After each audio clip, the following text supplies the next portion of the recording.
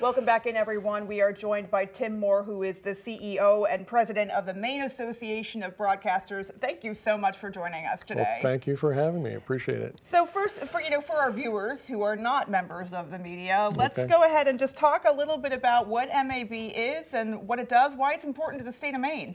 Well, we started in 1947, and that was really just radio back then, but it was mostly a social club. And since then, it's gone into and grown into a whole lot more. Basically, a lobbying arm for the media and a cheerleader for media. And probably the public knows us by two things. They see the spots that say brought to you by this station and the Maine Association of Broadcasters, important public service announcements like immunization and cancer screening and that sort of thing, Volunteer Maine.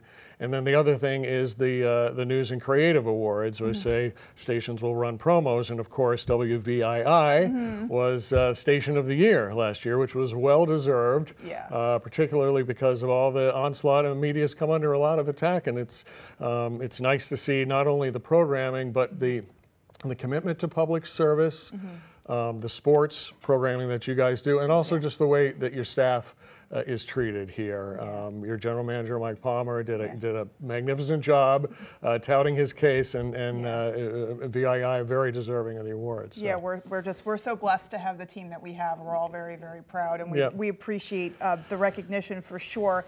I want to back up. You talked about a little bit of what some of the challenges that the media has faced, especially in the last few years or so. Talk a little bit about that and how MAB either advocates or pushes back even. Well, a lot of it is legislative and probably for your audience a little bit dry, but one thing that I think that everyone can agree on is that local journalism is important. And local journalists have come under fire economically because the stations like VII, Channel 7 is funding journalists and putting them out into the marketplace. And right now, big tech is essentially stealing that content. So if you go onto YouTube, if there's, say, a fire in Bangor or there's a train derail, something like that, an important event, your station sends out a reporter whom they're paying to cover the event and doing a great job. But somebody who's typing into Google, train derailment in Bangor is likely going to get a story that's been crawled, stolen from VII, and repurposed. So they never go to your site, which didn't used to happen. And with AI now, it's possible that the story could be completely written. Well, why is that important? Well, it's important because your advertisers are not being, people are not going to your website, and the big tech companies are basically stealing content. So we're in Washington right now. We're trying to fight that so that there's some level of compensation, because local journalism, as you know, I'm sure, news people are being let go and staffs are shrinking, and for the public, that's a problem, because being able to cover the news in a local community is vital, and it's hard to do.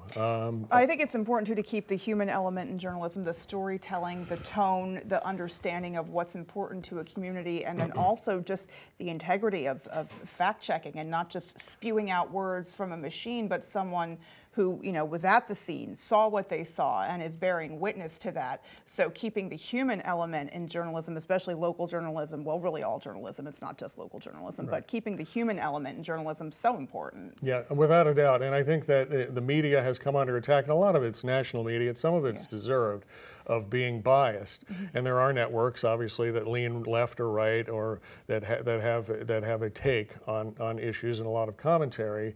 But by and large, American public, and this is through multiple surveys, trust their local TV reporters and their TV anchors. And there's a good reason for that, is that these are people that are in the community. They live here, they work here, they don't have an agenda, there's no axe to grind, they're just reporting the news, and it's important to preserve that. And so the MAB becomes a champion for those journalists and broadcasters in general who are doing a great service to their communities. All right, well, we thank you so much for joining us today. We thank the MAB for all of the wonderful work that you do and the recognition that you put out there. We so appreciate it. Well, thank you very much for having me. And folks, stay with us. Our extended forecast is coming up.